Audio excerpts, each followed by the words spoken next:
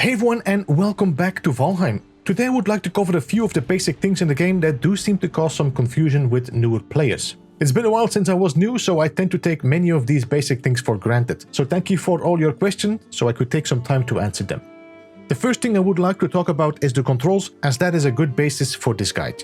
As I'm playing on PC, the controls are different for me, so the best thing for you is to compare them with your settings. That you can do by opening your pause screen and go into the settings. Now for me, the control page looks like this, but if you're on console, the buttons will be different, and depending if you play on classic or console settings, they will even differ more. So if I'm talking about any actions or pressing of buttons and you don't know which button that is for you, you can find most of them in this page.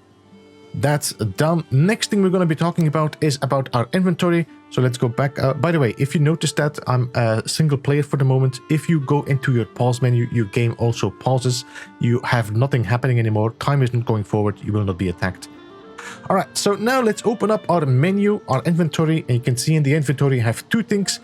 I have my torch and I have my rack tunic. The rack tunic is what I'm wearing, the little shirt. The torch is the only weapon for now we have. On the right side of that menu, you also see the little shield, and then below that you see the little weight. These are what is your current status.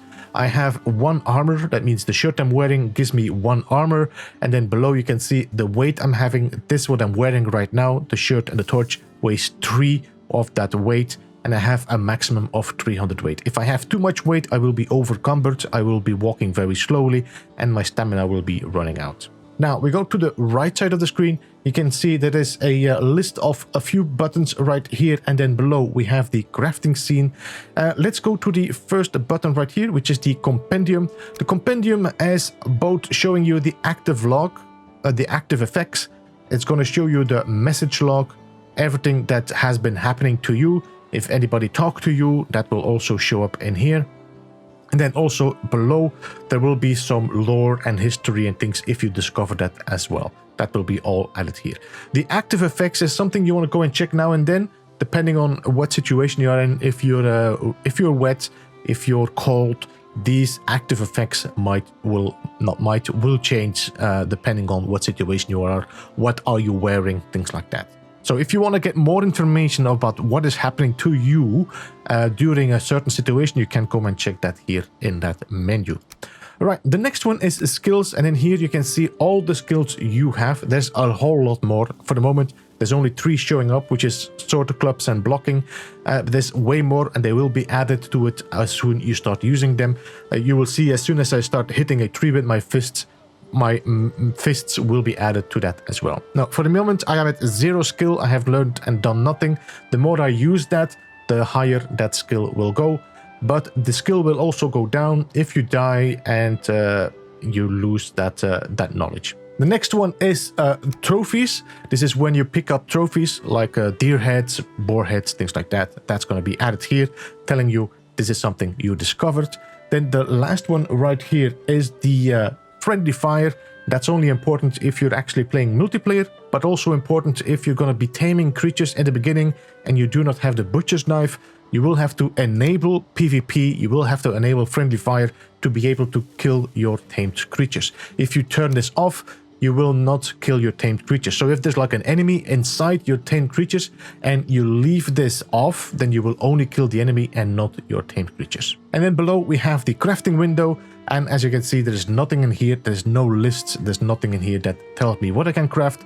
So we have to start picking up items. So let's do that now. Let me quickly pick up some wood. You can see here, there's some wood here. There is some stone here. And on the left side, you can see some items popping up now. These are the recipes I'm starting to learn. I'm going to pick up a little bit more. So all the materials I got now have given me a whole bunch of recipes that I can build. Now, if I want to craft, you can see there's a hammer, there's a torch, there's a stone axe and a club. And for these, you will see I need some materials to craft these. These can be crafted by hand. I don't need anything else than just myself and the materials. So if I want, I can make myself a hammer, a stone axe and a club. Then we go into our skills, and now you can see there's something being added. Run and fist have been added, but for the moment the only thing I have been adding is my XP, my skills for running. The yellow one is my level, the orange one is the progress. So once this orange one hits this line here and passes, it's gonna go to level 2. All right, so now that this is done, let's close this. We're going to start with building ourselves a hammer. So if I build the hammer and we craft that, and now we close our menu, you can see there's a whole bunch of items now showing up on screen, things that I can build from now on. All right, now that I have all my materials I need, you can see I now have the materials to build myself a stone axe and a club. Both of these are a different kind of weapons. If you go to the stone axe, you will see that the stone axe is doing slash damage, 15 slash damage, and the club is doing 12 blunt damage. These two are two different kind of weapons. They also do different kind of damage. So depending on what enemy you're hitting, it will also do that different damage. I did talk about it in my previous guide, explaining to the weaknesses. So if you want to check that out, definitely check out that other guide as well. If I open up my menu and let's select the hammer right now. If I now open up my building menu, you will see there are some items that have been added. As you could see also the recipes that popped up on the right side of the screen. Miscellaneous, you can see I can build myself a campfire. Then if you go to crafting, we have ourselves the cooking station and the workbench. This is repair, which is always showing in every tab. So what I'm going to do right now, we're going to be building this workbench. Let's just build the workbench out here. There we go. Now this is going to show me a whole bunch of materials I can start building. Wooden floor, build pieces, items, ammo, arrows, weapons, things like that. Now, if I go to this workbench now and I open this up, you can see I can use this workbench. It says crafting station needs a roof. So we need to build this workbench underneath the roof, or we need to build a roof above the workbench so that we can start using it. And we're going to take some of my walls. I'm going to put a wall right here. And then we're going to snap a few walls around this, so the workbench is at least already sideways covered. And then we put some roof on top of that. Then the workbench should now be able to be used. And now you can see, first of all, there's a few things been added. You can see we have the hoe and we have the wood arrow. These are the new weapons added. There's also an upgrade button right now.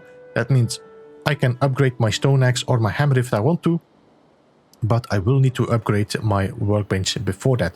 For the moment, this workbench is level 1 and I need a level 2 workbench. So now we can also have a button here that says repair. That is going to repair the tools we have right here, the stone axe and the hammer. That is going to repair it. There we go. Now both of them have been repaired. Torches you cannot repair. They will burn to a crisp, and when they are done, they're done. You have to make a new torch. Alright, so now we're going to talk about cooking for a bit. So if you go into your miscellaneous right here, you open up and you take the campfire. You can build the campfire right here. Outside, you do not need a workbench for that. And then outside on the campfire, you can also build yourself a cooking station. Now the cooking station, if I build cooking stations right here, like this, you can build several ones over one fire. You don't need to build one fire per one. You can just put them all here. Now on these cooking stations, I can start adding my food. And in here you can see I did some hunting. I got some boar meat, I got some necktail, and got some deer meat. Now if you have meat in your inventory and you go to your cooking station, you can see it says cook item. Again, you can just push that button and it's going to add the food to your cooking station. Now, it's always going to take the boar meat first, then it's going to go for the necktail, then it's going to go for the deer meat. It seems to take your food in a sequence of quality. Now, if you don't want this to happen, you can either put the meat into a chest, or you can also just add the meat into your hotbar. Now, you cannot go anywhere. You have to stay around your food and pick it up once it's roasted. As you can see, for the moment, it's still raw. You will hear this sizzle right now happening here. That means my food is ready. If you look at the difference, it is cooked and this is raw. You have to pick it up, because if you don't, it will turn into coal. So I will pick up this one right here, but that's how you cook your food. Now this is just open cook, open fire. If it's going to be raining, this fire is going to extinguish, so you cannot use the flame anymore. So it's best to put this inside. Now we're going to be talking about that in a second. Now before we do that, let me talk about food. Now, I already talked about that the previous guide. Every food has its own rating. It all has its own purpose and will give you more health and stamina. We don't want to go too much in depth to that. What I want to talk about is about feeding yourself and how that affects you. You can see right here on the bottom, there's 3 slots. 1, 2, 3. Each of these slots can be filled with food, but you cannot eat twice the same food. So if I would eat honey, I cannot eat honey again. It says you cannot eat more honey. I can eat the berry, I can eat a mushroom, I can eat some meat, and I can eat some raw meat. This is now adding all that here to the list, and that's the maximum I can eat, 3 pieces of food.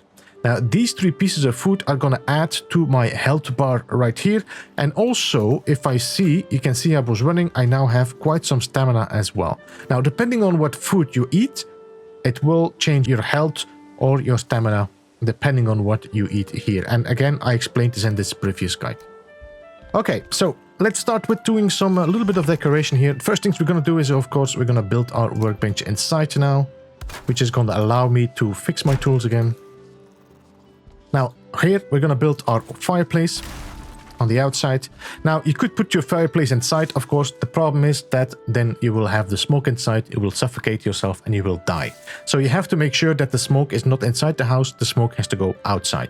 Now, also, if you have your fireplace, you might notice that it is not possible to build your fireplace on wood. It has to be on terrain or stone or other things that are allowing that, but you cannot build it on wood. You have to build it on the terrain. Now, there are some tricks, of course, to get wood underneath your fireplace, but that's, you know, that's something else. All right, so what I'm going to do, we're going to build our fireplace outside here, like that. I'm going to close this off so nobody can reach this. Actually, I'm going to leave this open and I'm going to put just a half wall out here. All right, let's go inside now. And close this off. If I now build my fireplace in here, you will see that my fireplace now is going to heat up the area and I'm actually going to be cozy now. You can see I'm now at the level 3 comfort. Now, if it's going to be raining, then the rain is going to fall onto our fireplace and it's going to extinguish. So what we want to do, we want to make sure that this fire is covered, but we also want to make sure that the smoke that is created doesn't stay inside this place. There's 2 reasons for that. First of all, the smoke will go in your house. Second of all, if it gets too small, the smoke will actually suffocate your fire as well. That means your fire will no longer work. So you need to make sure that there's a clear pathway for using the smoke. So let's go outside and let's focus on that. So the only thing I need to do actually is just take a roof right here and snap that roof on right there. And this area I'm going to leave open so the smoke can push out of this location. So I'm just going to close this off completely. One here and one here. And this is enough. This is enough for the chimney. You don't need to go too big. You can go higher if you want to, but it doesn't have to go higher. You just need to make sure that there is a big area where the smoke can go out. If I would close this off like this, it might still work, but the smoke will be a little bit more tight and it will collect, as you can see right there, down way heavier. And you might notice if we go inside the house as well, it might, there we go. See, it just extinguished my fire. So we don't want that. We want to make sure that the fire doesn't extinguish, and that should normally now, once the smoke is gone, the fire should pick up again. So this is how you protect yourself from being smoked in your own house, but also make sure that the fire doesn't extinguish because of being suffocating itself. And we need to build ourselves a bed. The bed is right here in the furniture. If I build my bed right here, first of all, it's going to add more comfort to our house. And as you can see, this bed is unclaimed. I can claim this bed. That means if I claim this bed, first of all, it's going to be called to my character's name, Quickie. And it also is going to be now my spawn point. So if I die in the next coming days, I will spawn in here. Or if I find another bed, if I build another bed somewhere else and I claim that bed, then is that location where I will spawn. So the bed you have claimed last, that will be your spawn point. If a bed gets destroyed, then that will change to your previous one. If there's no more beds where you can spawn, then that will then spawn you again at the starting zone where you came in via the Valkyrie. If I go to this bed now, I can also go to bed and sleep, and that will pass the night. Alright, now after you die, you wake up completely naked, and you can see there's a little extra icon on top right there. It says no skill drain. Now if you go to your menu right now and go and check the active effects, you can see no skill drain. You die, you won't lose any skill points. So I'm having to go and get my grave, but if I die in my process of, getting my grave, I will no longer lose my skills. That is no longer, in danger. Next, we have fire. I am okay, warm from a cozy. I'm sheltered. Doesn't mean any difference. but I do have my resting, by the way, and you can see my health regeneration is 200, stamina regeneration is 300, and my ether regeneration is 300. That is because I'm inside resting. If I would go outside, which I'm no longer resting, and I go back now and I check my skill, my active effects, you see that is now dropped because I'm not resting, I feel rested. So if you're inside the house, if you're feeling rested, if you're resting, then you will also boost your health regeneration. As you can see right there, my grave is down there. Let's pick up my grave. Items recovered. And now you can see I have a corpse run, which is going to help me to just run away from the situation. That is going to help me. If I go inside, I'll show you what the active elements are. If I now go in here, we check our active corpse run. My jump stamina use less, 75% less, run stamina 75% less, and I can actually carry 150 weight more. So that means that I can actually have some with me and go and collect the rest of my weight. That means I can actually carry more with me. Of course, until that is over, because now you can see if I go here, my corpse run is at 10 seconds. That means it's going to be gone soon. Anyway, these are the few basic things that I think might help you out in understanding a little bit more about the game. If you have any more questions, if you have any questions about how does Valheim work, I don't understand this, how does this work, let me know in the comments. I will try to make any video about it, covering some of the answers you had, just as I did today. Of course, I will be streaming as well, more Valheim in the coming days, so you can always jump in the stream as well and ask your questions there.